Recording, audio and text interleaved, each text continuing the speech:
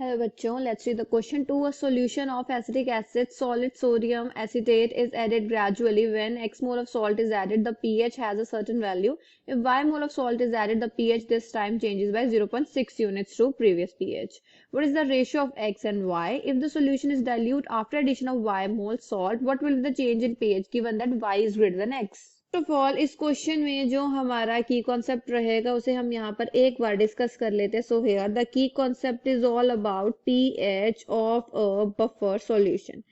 सो यहाँ पर अब हम पीएच हमारा बफर सॉल्यूशन का निकालने वाले हैं. यहाँ पर हमारा सॉल्यूशन में आ जाता है एक weak acid and its salt. मतलब कि यहाँ पर आ जाएगा हमारे पास pH is equals to pKa plus log of salt divided by acid. Right, आगे चलते हैं.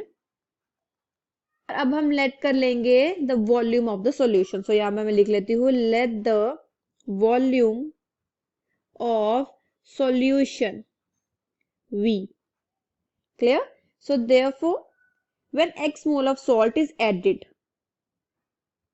जब x mole of salt add हो गया तो अब हमारे पास जो कंसंट्रेशन है सॉल्ट की वो हमारे पास क्या आ जाएगी, that is x divided by v. अब हम यहाँ पर a वैल्यू पुट कर लेते हैं हमारे pH में. सो यहाँ आ जाएगी pH is equals to pKa plus log of x divided by v divided by acid. Clear? इसको हम यहाँ पर ले लेते हैं हमारी इक्वेशन नंबर फर्स्ट. अब when y mole of salt is added, तो अब हमारे पास concentration of salt क्या बन जाएगी.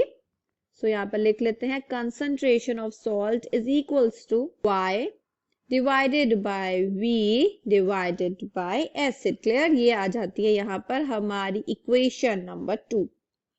तो क्वेश्चन में कहा गया था the pH has been further raised by 0.6 units.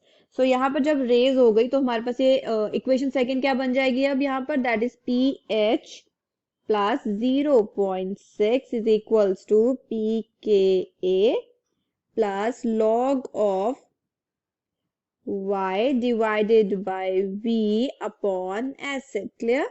अब हम यहाँ पर क्या करते हैं, इसको हम यहाँ पर ले लेंगे इक्वेशन नंबर थर्ड. अब हम यहाँ पर सब्ट्रैक्ट करेंगे हमारी इक्वेशन थर्ड एंड वन को. So subtract the equation third from one. Clear? तो आगे चलते हैं, क्या आ जाएगा हमारे पास, 0.6 is equals to log of y divided by v upon acid minus log of x divided by v divided by acid. Clear? आगे चलते हैं.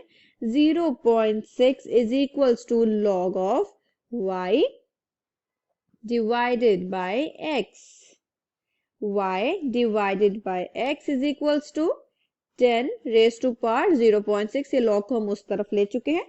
So y divided by x is equals to 1 upon 3.98.